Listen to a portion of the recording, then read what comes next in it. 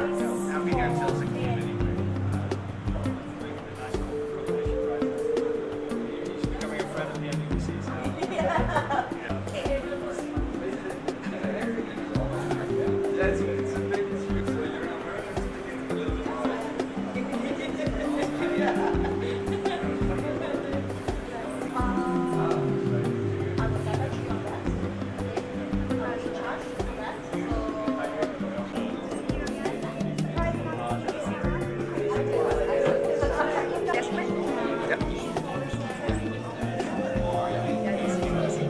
Video here. Oh, so we can talk. I can talk, can talk.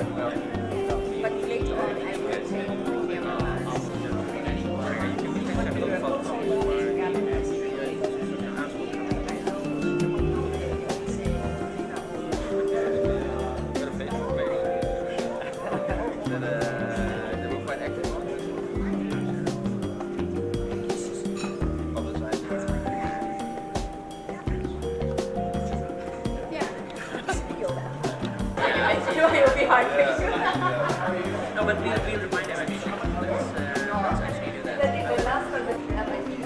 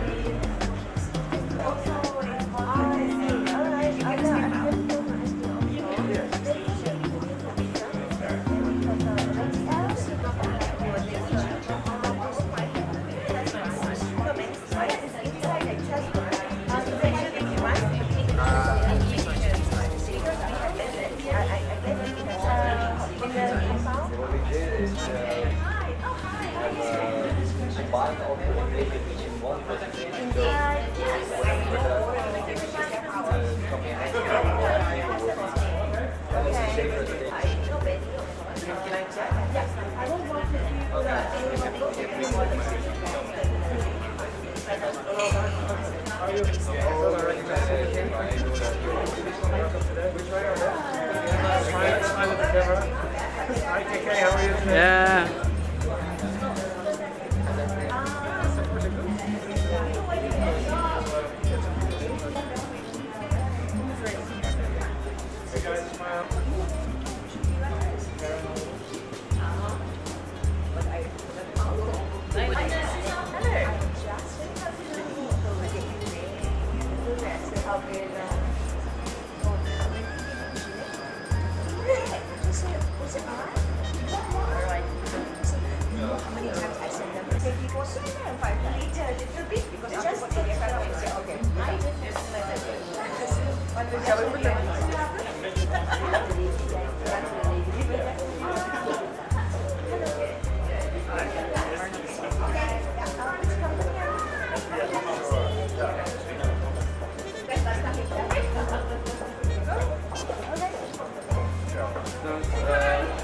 Starting at 1:30.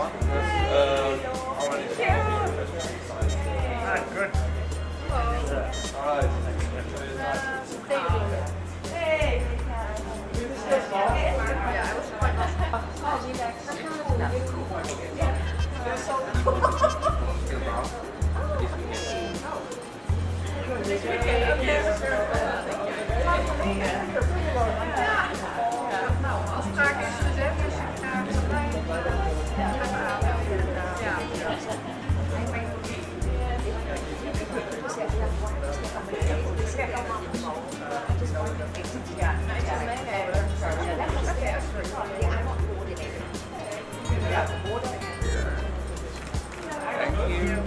Alicia.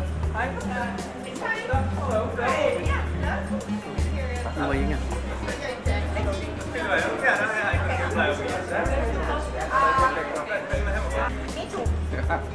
Okay.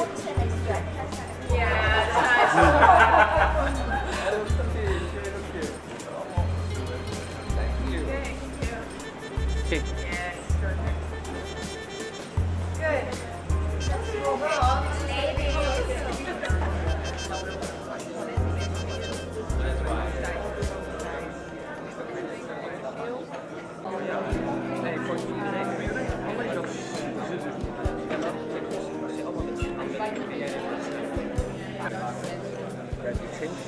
color. So that's what we do. We don't move for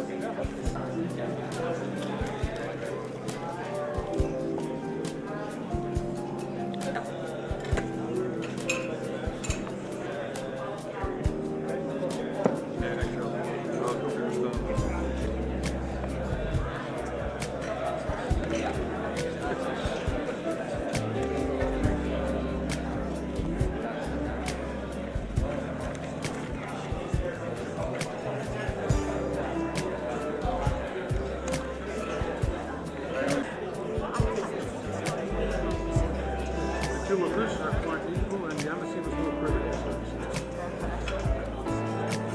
Yeah. Yeah, I think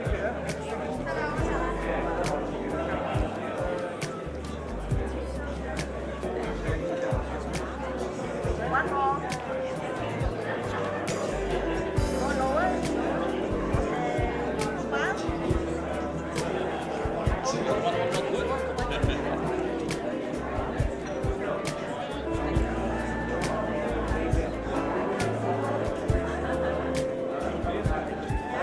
Okay.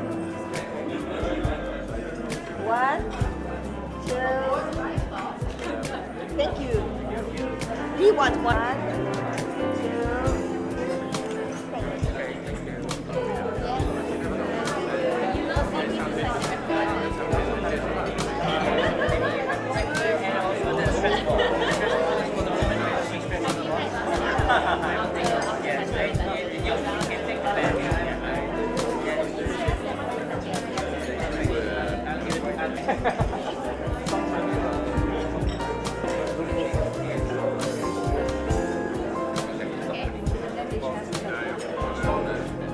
Isn't that wonderful?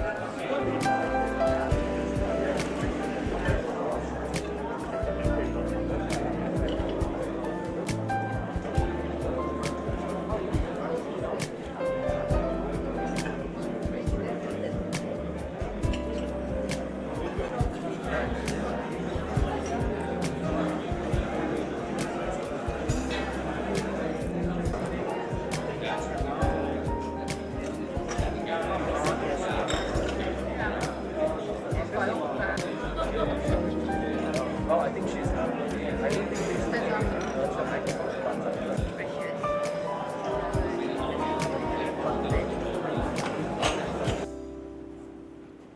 All right, let's kickstart the competition. Ladies and gentlemen, welcome on behalf of the Malaysian-Dutch Business Council. We're totally excited today. 6th edition, from MDBC Sustainability Awards to MDBC Innovation and Sustainability Awards. In that sense, it's a renewed 1st edition, innovated edition, I don't know how you want to call it. We're very happy to see all of you here today. We're extremely proud of the level and the number of the submissions, the nominations that we received today. I'm just here on behalf of the MDBC to say welcome to you.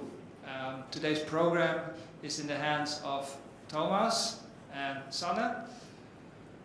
They will be very strict, I hope, that's the intention, on the timing for the speakers, for the judges, for the Q&A, We got a big program today. Please help them, work it out, short breaks in between, quick questions to the point, and we're all going to have the most competitive and informative day that you've experienced in a long time. All right, how about that? Okay, everybody ready? Thank you. Over to Thomas. And good luck to all the competitors, and thank you for sending in your submissions. Okay. All right, a very warm welcome from me as well to the respected judges. We have today Her Excellency the Ambassador of the Kingdom of the Netherlands, Karin Mosselentner. Today we also have Kees Singerland and Lynn in the panel of the judges today. Of course, to all the shortlisted companies, once more congratulations already for making it so far. And last but not least, all the attendees here today, more than welcome. Today I would like to start to share some information with you and set up a few ground rules. Please, I would like to kindly ask you to turn all your phones on silent mode, as all the shortlisted companies would like to have their time and have to have all their concentration on convincing once more why they should win the award to the judges. So please turn them all on silent. So today, what's today going to look like? This is the program for today. We're gonna or as you most probably already know, we have 3 categories, which are most innovative startup, best service innovation, and best product innovation. So each category will have its own slot, and today we're going to be starting with most innovative startup. Each of the shortlisted companies will have the opportunity to present for 5 minutes, and after 5 minutes, indeed, as Mark already said, we're going to be very strict with the 5 minutes, as we're going to have to move on to the Q&A session, where not only the panel of judges can ask questions, but all of you are more than welcome to ask critical questions to the presenter, to the shortlisted companies about their project. And after all the shortlisted companies of one category had their time to present, we will have a short coffee break of 50 minutes. You can get refreshed, and we're going to move on to the next category. And in addition to the presentations today, we have lined up also, at the end of the day, as you can see, 5 expert judges from the industry for you, including some of the expert speakers, excuse me, including some of the judges from today. And we end today's program with a very exciting feature, as all the speakers will also participate in 2 roundtable sessions of 15 minutes, where you can get to know everything about their expertise. Oh, and something I should not forget to mention as well. You can, if you came by car, you can validate all your, you have probably one, but your parking ticket at the business center. So I hope you all have a very enjoyable and informative day today. So let's please start with the first presentation. I would like to invite the representative of WorldCoins up to the stage.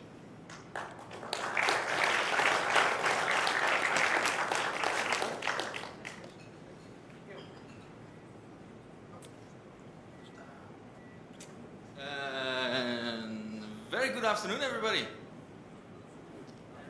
All right, I'm just going to press the start timer. Hold on, can we do this? Yes. That'll be us. Let me do a quick introduction of WorldCoins. I'm trying to get a consensus in the room, because if I'm not mistaken, everybody would be influenced by the actual problem that we are trying to solve. Who has ever been outside of Malaysia? Or outside of their home country? Who has ever spent physical foreign currencies? Who still has some foreign currencies left at home? And now, who has ever forgotten to bring those currencies back to the same destination? All right. Now, recently in India and recently in the Philippines, there were some notes being taken out of circulation. And so will many more countries try to revamp their currencies. We tried to build a solution. Took us about a couple of months to a year. Recently went live, big time. And actually my co-founder here, Mr. Stéphane Géhan from France, will do a short introduction about the business model and the solution to this common problem that we all have.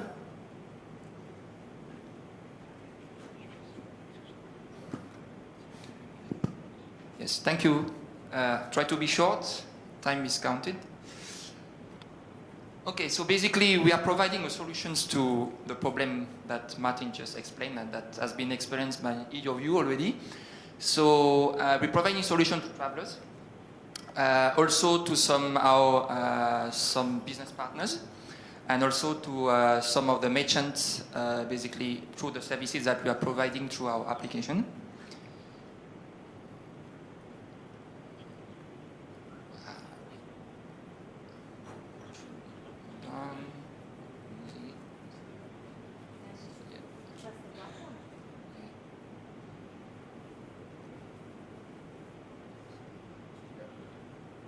Okay, so basically, in terms of market, there's billions of travelers, at least 1.5 billion travelers last year, in 2016.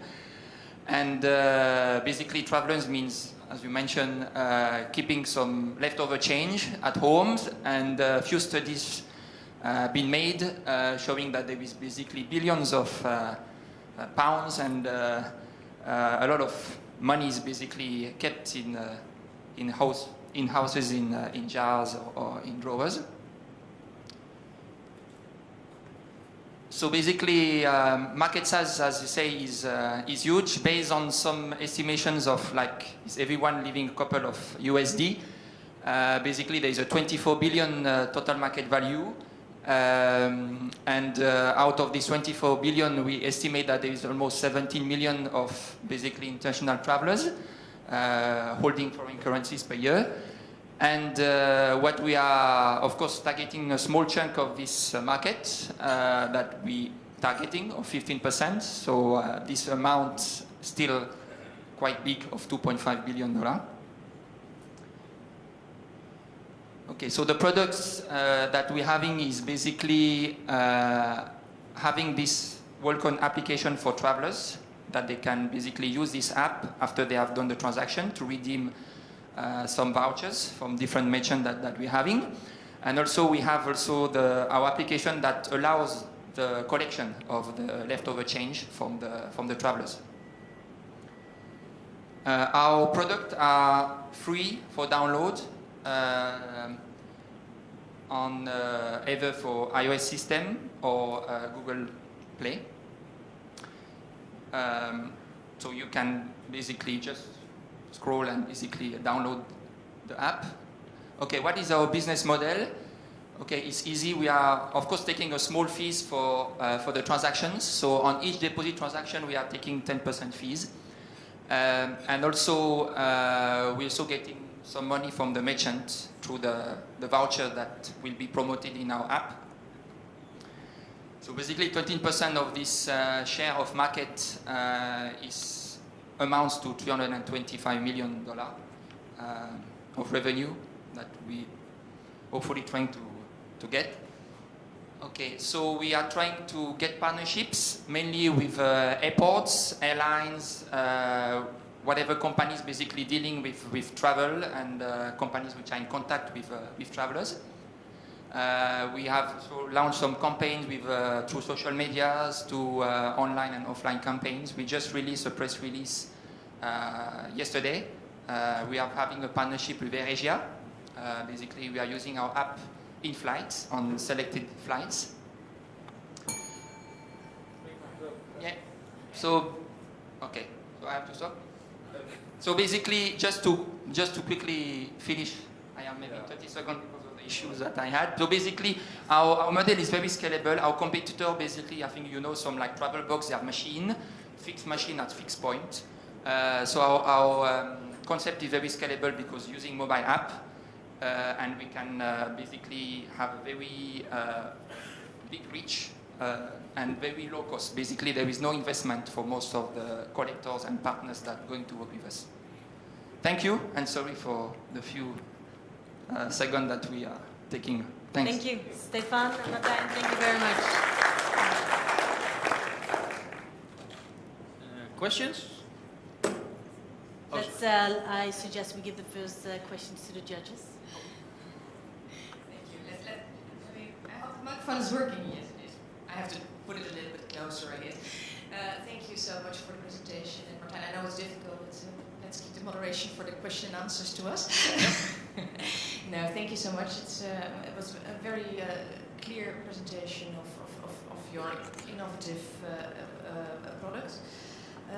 My question is about sustainability and not so much about the number of coins that are saved and the metal saved, but how long do you think actually this app will be needed? Some countries are already actually getting rid of the complete cash economy. Sweden, Norway, Denmark are very far with that. They've announced actually to get rid of all the money, and things are going quite rapidly in the world nowadays. So how long do you think we actually will be dealing with these cash flows? Well, did you calculate that in your project as well? No, we did not calculate that. First of all, the intention was to let not the problem grow bigger than it currently already is. So first of all, find an immediate solution to have people, I would say, in the last mile of their travels being able to get rid of their leftover foreign currencies. The next step on the roadmap is actually for people to peer-to-peer, for people to meet up, to do transactions. Eventually it's a logistical issue whereby the currency actually has to go back to the home country. The third step would be to actually touch upon all those jars and envelopes and drawers at home to get that money back into the system. And probably back into the system, hopefully, before the hard currency, as you just now mentioned, is going to completely disappear. Now, as the brand name already kind of like reveals, what we have in the long oversight as well, is the possibility of a good, solid cryptocurrency, a digital currency, which would be able to be used for either travel or travel-related consumption, I would say. Yeah. It has been a very interesting presentation. I have a question which basically looks at the currency volatility. So I know that you're working with your partners, and how do you mitigate the forex volatility, given that, you know, recently we do see a lot of fluctuations where the currency are going up and down. How do you mitigate that? Yeah. Well, physically, when a transaction is taking place, whatever currency which is being transacted onto the platform is going to be translated into world coins. The world coins themselves have 100 world coins being equivalent to $1. We chose the US dollar for obvious reasons, because it's one of the most stable currencies in the world. All the mass commodities are still being traded in the US dollar. When the transaction is taking place, like for example yesterday the euro was 4.98, today it's 5.01 again. When the transaction takes place, it takes the actual rate of that moment in time. But for some reason, should, however, the ringgit become stronger, you would lose out as the US dollar stays the same. And US dollar would be the benchmark. But you can also be lucky on the other side, whereby... So at the end of the day, the world coins represent a value in US dollars, like any other commodity around the world. Yeah. Yeah, thank you much for your great presentation. Thank you. Especially the start of the presentation, because you made it so logical that for me the question rises, as soon as you have started, how quick you think you have hundreds of competitors in the world? Yeah, that's a good point. It took us a fair bit of time to get the premium partner that we currently have. So far, it's only a pilot stage. There's multiple companies out there that have tried to do the same solution. One just now was mentioned by Stefan. They've made it possible for travelers to put their currencies into a machine. However, a machine needs to be built, needs to be developed, breaks down, you need to pay rental, it uses electricity. What we use, actually, our platform is completely collaborative. And of course, anybody can be faster and better. What we try to do is stay ahead of that, I would say. Yeah. I am also curious if there are any questions from the audience. Yeah, in the back.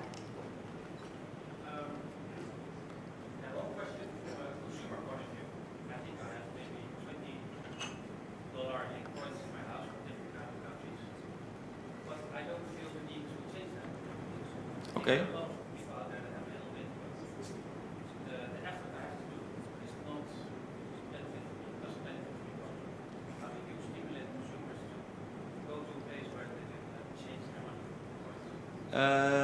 Yeah, that would be through online and offline. As I said, the first step is actually not making the problem bigger.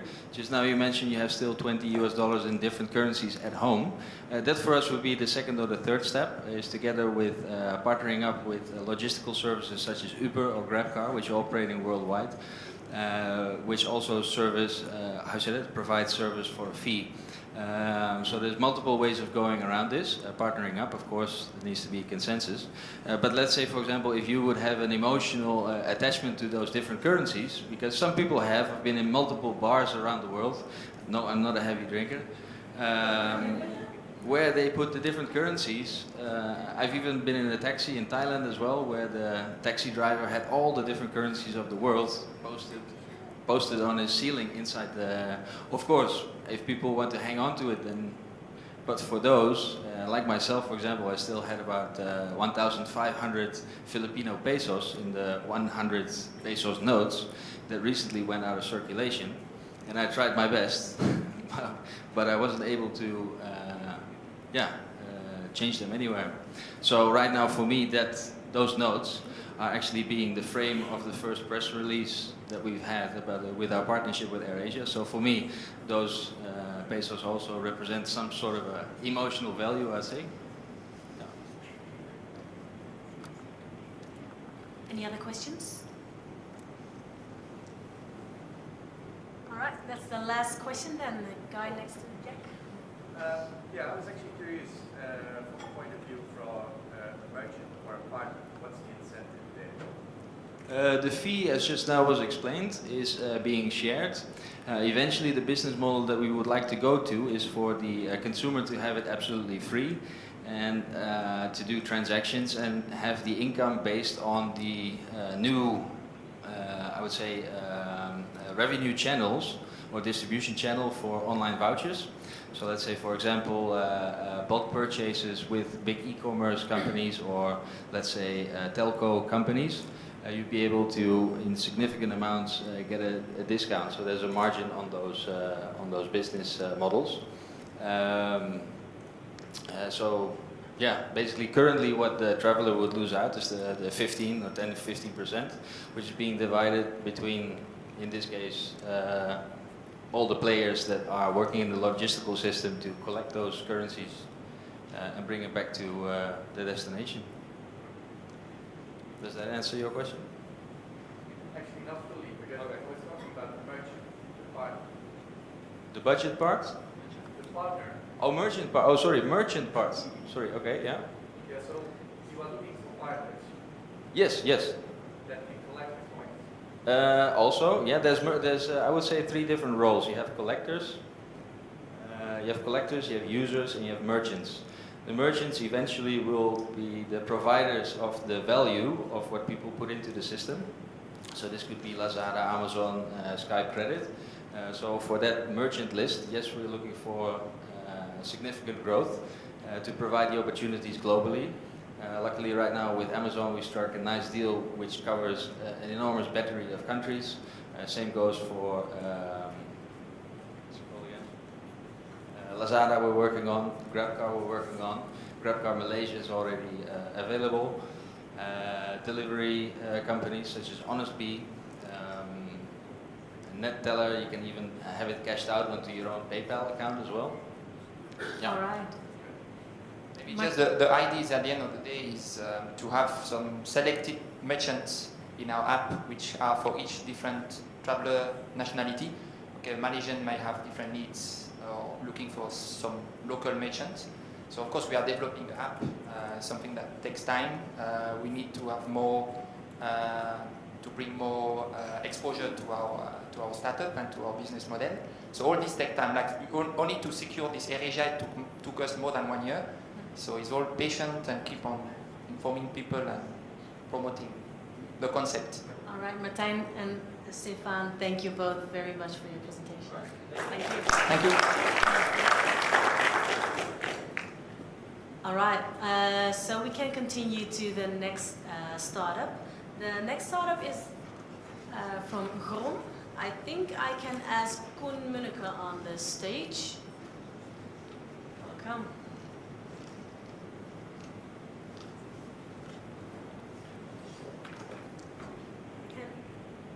Yeah, you can just use the clicker that is on the rostrum. And if you are curious about how much time you have left, you have my colleague Lars who will be holding this sign up when you have 1 minute left, and we will hold it up and the 2-minute sign. It's great. He will do the same for the Q&A session, so we know when the Q&A is about to extend. All right, the floor is yours. Hi, my name is Koen, and I'm the founder of GROM, and we help doctors prescribe and order custom medical devices. So if you're a doctor today, essentially you're stuck in your clinic with big machinery or messy products to prescribe and measure up medical devices for your patients. If you have a child and you live somewhere in the countryside, you're stuck with none of this because you have to travel somewhere to KL or like a big city, and then probably if you get something locally, it's terrible quality. This is a huge problem, for example, in prosthetics, in custom braces, custom insoles. There's a $14.2 billion industry around the world today that uses super outdated technology to measure these devices for their patients. So we decided to start and fix that problem, starting with custom insoles because that's the specialization of our team. So usually when you go to a therapist in the clinic, right, they're dependent on sub-pair manufacturers and also measuring technology to provide you an insole. So either they use a plaster cast, like for your broken arm, which takes about 25 minutes to apply and is super messy. Otherwise, they have to buy a machine that costs up to $10,000 to $15,000 US and is super clunky. And then finally, especially for example in Malaysia, in the case of insoles, one pair costs $120 US cost price from a manufacturer and takes about 3 to 4 weeks to deliver.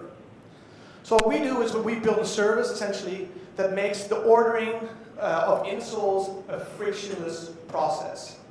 So essentially what we do is that you can order a device through an iPad and a 3D scanner on top, and it takes only 20 seconds.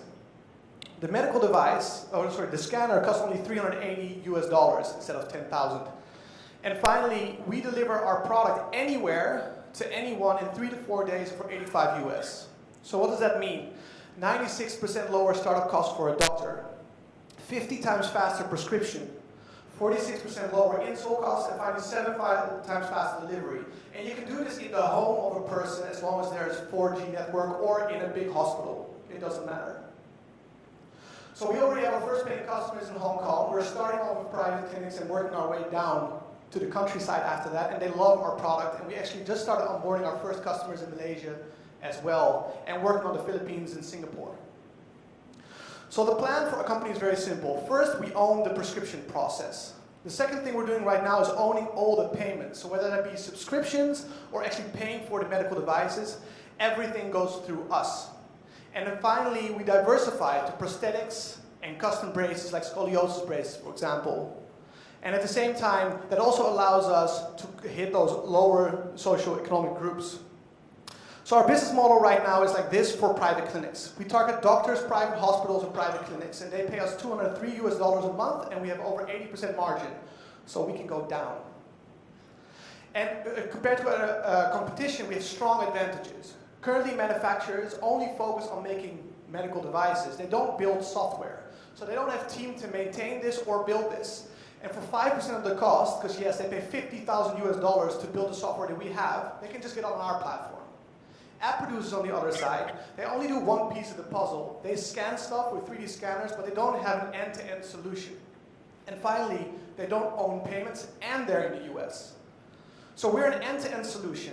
We own all payments. And finally, we have a regional expertise with our headquarters in Hong Kong and setting up operations right now in Malaysia with the support of the Ministry of Health here.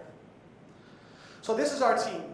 We have, I myself, over 5 years of startup experience in Hong Kong, in America and Europe. But moreover, my team has 30 years of relevant experience in the medical side, startups, fundraising in Silicon Valley, Europe, and Asia. And finally, we're supported by one of the best podiatrists, or foot doctors, or podologen, for that matter, in the region, with 30 years of experience. So, my name is Koen, I'm founder of GROM, and we help doctors provide custom medical devices anywhere, at any time. Thank you.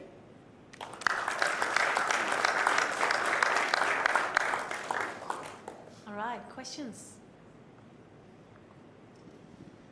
Thank you for your inspiring presentation and for all the documents that you sent us on beforehand. We've been reading through them. You will have enemies in the world. which is clear because there is a present industry producing these type of products and now you are competing them in one way or another. That's not my problem because that's life. But my question is, what new employment are you starting with this initiative? So first of all, in the Dutch tradition of disagreeing with each other, I disagree. The first point is that we just help manufacturers and we help doctors. We're not destroying anything except for the casting industry, but as long as people keep breaking their arms, I think they're good. So essentially what we're having right now is that doctors are introducing new doctors to our services and manufacturers are introducing their doctors because they don't want to build software. So we're essentially just optimizing the entire process. So I disagree. And your actual question one more time, sorry about that. What new employment? That was my real question. The new employment. This discussion we will continue at another moment. Yeah, no, please, it will be fun. So for us, we're giving more people access to medical devices. So technically speaking, there will be more manufacturers that they have to support that new demand. So we don't see actually less employment, we see more. And also what we see, especially in Malaysia, is that a lot of manufacturers are inside the Malaysian bubble of production. So they're really, really pricing very high for very subpar products. So we're saying to them, do better. So I actually don't think that will happen from our perspective. But we can also disagree on that and talk about that too later.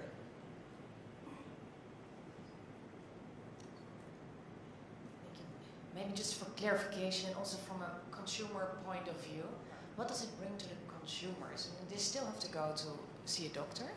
But then the time they get the final product is shorter. That's what I understand. It can be for a lower price. But if they're in the remote areas, you started with people living far off, they still would have to go to see a doctor. Can any general practitioner or orthopedic doctor do this wherever, or do you still need some special equipment? Do you still need to go to a hospital? Right. So to give you an example of this, we were talking with some people also, for example, with Doctors Without Borders. So technically speaking, the only thing you need is 4G, a tablet with our software, and a doctor who knows how to prescribe a medical device. So like a doctor could go to a village or be in a clinic and use our software. So essentially we are a B2B product. We don't sell ourselves as doctors, we're software developers.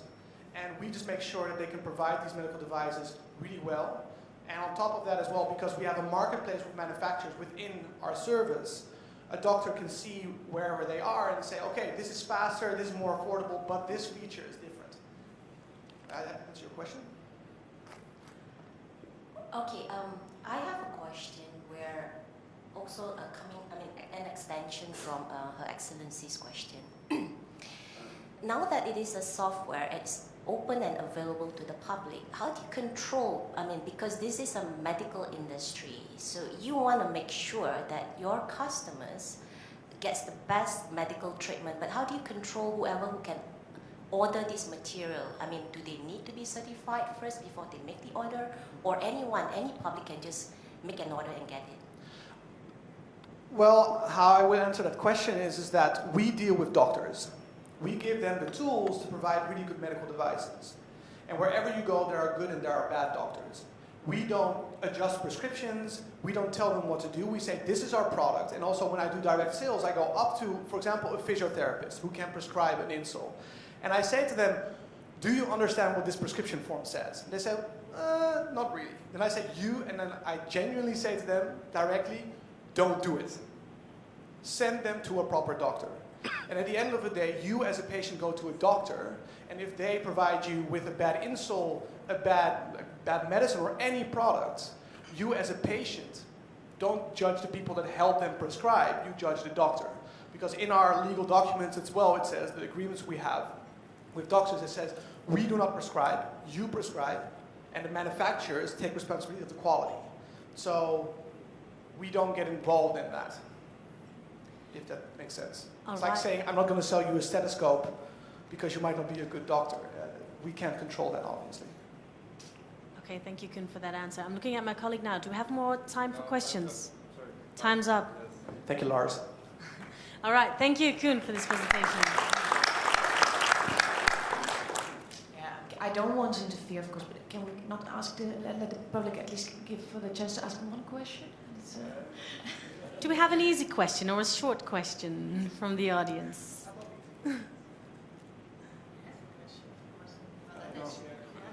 Okay. I'm sorry, I scared you off. Sorry. Well, thank you for your question. So everything's clear. Thank you, Koen. Okay, I think we can go to the last competitor for this award category. It is from KLCSI Venture. I think I can ask Dr. Thomas Tang on stage. With your colleague Shine Su. Shine Su, huh? All right, welcome.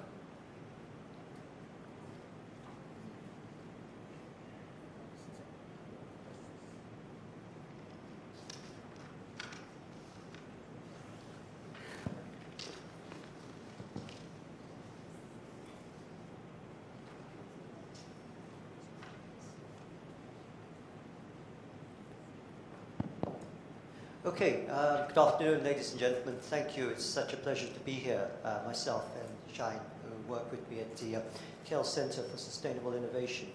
So we started off, I was just saying, the first two presentations are awesome. I think they are innovative, they have everything going for them. So I feel a little bit out of place at this because when we started KLCSI, the idea was not to be a startup. It was really focusing on innovation and sustainability, which I think is the reason why we got picked up on the radar here. But we actually started off with the notion of city solutions. How do you make a city better? How do you make a city more livable? And really that's the theme that we come through. And so the result of that is that we come up with a series of business plans, which I'm going to share with you shortly. And in a way, we've become a social enterprise. We started off as an innovation think tank, center, whatever you want to call it. We also got ourselves a bit confused at times in terms of describing ourselves. But we've ended up as a social enterprise. But let me qualify this. We're actually a corporate social enterprise. So we differ somewhat. Firstly, in the business planning and the thinking. And probably, as you've noticed by now, I don't dress like a social enterprise. It's more kind of looking at the corporate tone. How do you use corporate resources to do good? So I'm going to go very quickly, given the limits of time, or the different projects that we looked at. If you go to any city, there are certain common factors that cities are facing, certain challenges. First one is on aging populations. So we looked at this, we decided, okay, how do you deal with the problem that's going to hit us in 20 years' time? How are you going to hit the problem in 30 years' time? In Malaysia, by 2030, 1 in 6 persons, 15% of the population, will be over 65. So it's something that's looming. We tried to come up with an intergenerational solution to actually put different generations together. And we heard in this competition, and as you can see, the outcome of this was a proposal to build a 3.5 million establishment with a return of, where is it now, 18%, based on the rental of the units there to offer services to aging populations, aging users. Okay, the next one. This is the one that actually is connected to it, because when a lot of these things are interconnected, and I should hasten to add that, ladies and gentlemen, that when you think of sustainability, don't think in silos. Think in how all these things relate to each other. So the urban garden concept came about with looking at how do you keep the elderly occupied, what we call active aging. So we looked at this, and this is actually a site that Shine and I worked on. We developed this as a plan, as a proposal. And as you can see there, it's an investment of just under $170,000 with a return of, internal rate of return of 25% based on sales of fresh produce and rental. Now, there is money to be made on this, but I think if you think of it singularly as money to be made, you're kind of missing the point. Okay, I've got to speak a bit quickly now. Urban mobility, you've seen the orange bikes that have been left around all over the place, the O-bikes. We came before O-bikes took place. So we designed this unit here as a way of storing bicycles based on security issues that people face. Okay, this one, I love this one because we actually have something to show you, because like in all good exhibitions, you've got to have something that is tangible. So Shine, if you could just hold this up. That's $5 if anybody wants to buy it. $5 per kilo of compost made from food waste. We collected this from this, what they call a PPR, Pembangunan project, Project Pembangunan Rakyat. It's basically a low-cost housing unit. If you collect food waste from there and use that for compost, again, it turns into usage for their urban garden, which they were going to build. And whatever's left over could be sold. So we reckon that with this one, an investment of $180,000, you get this IRR of 62%. Now, where does this all lead to? As I said, we didn't start off with this in mind. We really want to think about city solutions. But really where it's leading to is its social impact. And this is where the innovation and perhaps the business appeal comes into it, because there is this big market out there of what we call impact investment. And if you look at it, the slide speaks for itself. It's the intention, it's the interest, it's the return, and it's the impact measurement. So all these factors are things that can be built into the model with each of these different projects. So my last one, please focus on the last slide, because the way that we're going forward on this is that in two avenues. I know there's a few government people here, and I know there's a few corporate people here, but let me say it was a waste of time going to these people for investment. I mean, really, they didn't get it. So my view on this is that we could actually go for what we call social venture capital investment or crowdfunding. And I think crowdfunding is one where it would appeal to more of the masses to that extent. So where is it? Put your money where your mouth is. Put your money where it matters. Thank you.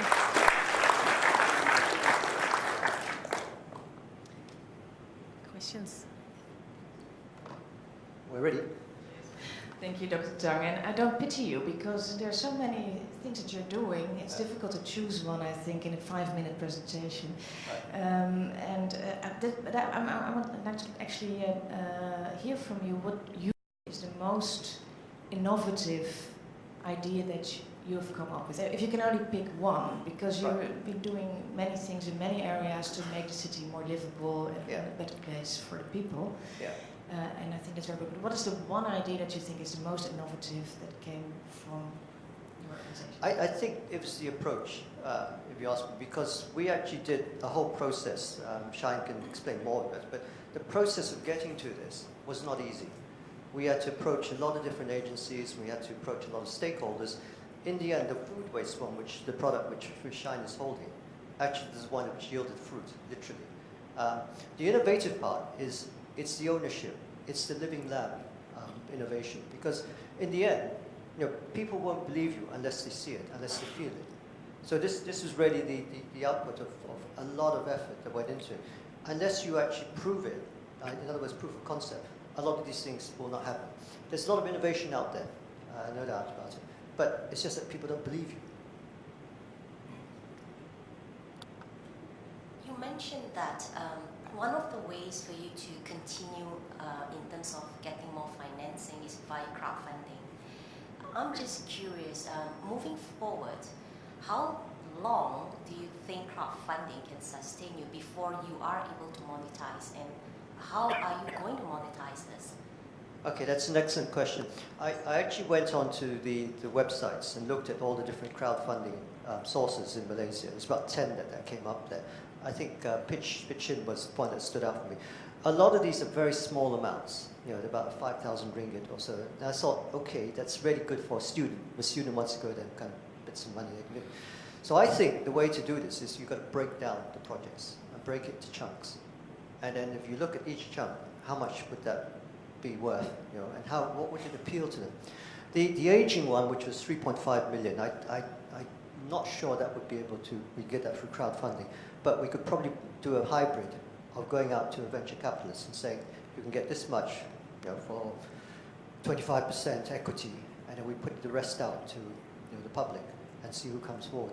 So I think we're pretty flexible. We're pretty flexible in terms of what's out there in the market. Maybe someone from the audience wants to ask a question. I think Keith had a question. Don't be shy. Kees. Yeah, thank you very much for your presentation. And if you know what institute I'm representing in the Netherlands, you will understand that I very much like the story that you tell. The puzzle that I have is that I'm here a judge on the topic of startups. And it seems to me a little bit, but please correct me when I'm wrong, that you are probably a startup as an organization, but you also are an incubator for many other startups, because it's a lot of initiatives that you support and initiate. And I would see potential business options coming out of the several programs that you run. Yes. Yes, that's a very good observation. Was that a question or? Well, the question is to what extent we can regard you as a startup, because Right. I have to judge you as a startup here. Okay, firstly our size. We were 4 people. I should also be very frank with the audience here because our funding was cut in the last few months. So we now have 4 unemployed people. Really, if you want to take it as a startup, you can't get much more basic than that. So really what we're doing at the moment is regrouping. But given our achievements over the last 2 years, which we all take a certain pride and satisfaction in, we want the story to continue.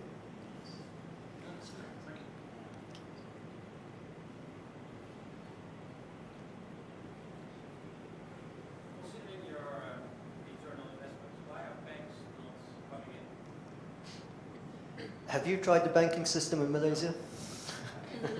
It took us, no one here from, okay, I better be good. We banked, we set up, it took us 9 months to set up a bank account here, with one of the international banks. It took us, I don't know, weeks to get transactions through.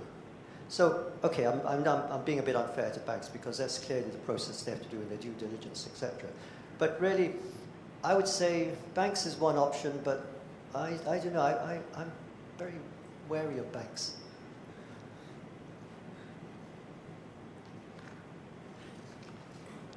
All right. No further questions from the audience. Okay, thank you then both. So we have seen 3 presentations now. I think they were all great, different at all, but all great. I don't envy the judges who will have to take a decision in the coming 15 minutes now. And we were actually struggling with the same question that Judge Case was struggling with, but that goes for all startups because we received many startup submissions and we were thinking, what is a startup actually? When is a startup a startup? When is it too big to be a startup? When does it exist too long to be a startup? So that's why we set up some rules. We think, in our opinion, for this competition, you are a startup if you exist for less than 3 years, if you are a registered entity, and if you don't have more than 10-person staff. Some people have different views on it, but that's how we set the rules for this competition now. But I think all submissions were really great, and it is a coincidence, or maybe not, that all the companies that just presented are non-MDBC members, so maybe there's some business potential for us as well there. But I think it's remarkable that this award category had the most non-MDBC members as competitors. So I think we can go to a 15-minute break now. We will resume at 2:30. What is it? 2? Yeah. So the judges can have some time to decide who will be the winner. Thank you all.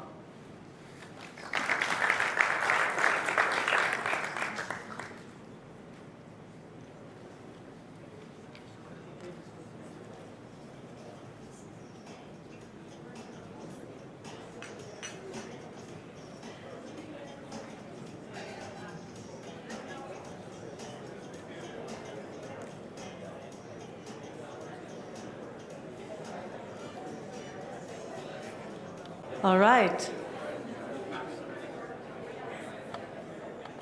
I think we can start again.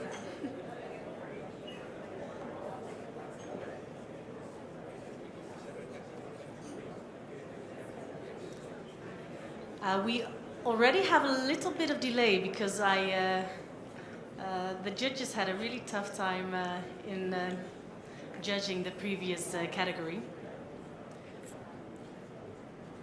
So I would say let's quickly go on to the next category, the best service innovation. This award category actually had the most number of submissions out of the 3 categories. So the 4 companies that are left now on stage to present their project really did a good job already. This category also had the biggest variation in types of submissions. We had one company that had a really innovative way of preparing and delivering food. We had a company that was really into an innovative way and with end-to-end solutions to transform waste into value.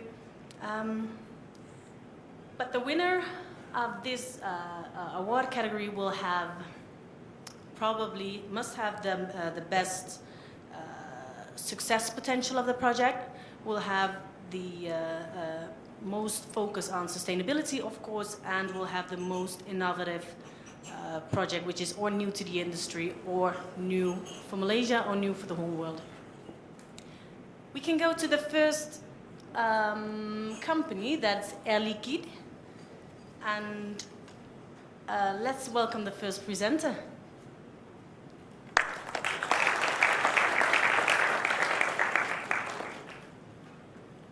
It's Bernard, right? Correct. All right.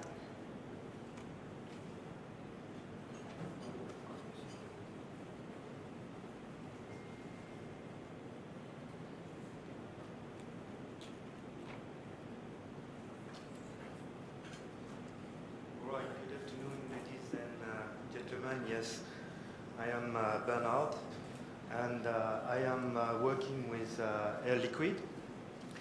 Air Liquide is not an airline company. It's an industrial gas company providing industrial gas to all kind of large industry. And we have a very important challenge in front of us, because we are using a lot of energy and producing a significant amount of CO2 directly or indirectly. So we want to be responsible and address these two issues very responsibly. So a brief overview of what we are doing in this region. So we have operation in 8 countries with various language, various industrial maturity. And we have focus on Kuala Lumpur because it is central to our geography. It's an attractive capital city, and we have identified a significant and interesting ecosystem for our project. So we have 20-something plants. We are using 3 terawatt-hour of electricity every year and producing 1 million tons of CO2. And that needs to be addressed. So with a team here of people coming from the head office, gathering 150 years of expertise, being international expert, we are also recruiting people to build up a company and to run a project. What is this project? So it's building a center of excellence. Well, center of excellence. Everybody has done that already, yes. But it's a little bit different. Our plants were in an ecosystem. They were operating one by one, individually.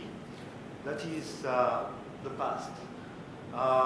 Most of the center of excellence for us and for the other today, it's what we call the network. The plants are linked to a central operation center and can communicate. But we want to go beyond that. We want to go to the ecosystem, which is capitalizing on the network configuration, but using much more of innovation and much more of collaboration with university, startup, or other industrial partners. So this project, using, of course, analytic, predictive, big data, inviting university startups to cooperate to develop a new solution, will enable us to structure better our operation, around this rich cluster, eco-rich and centric organization. So what does that bring for Malaysia?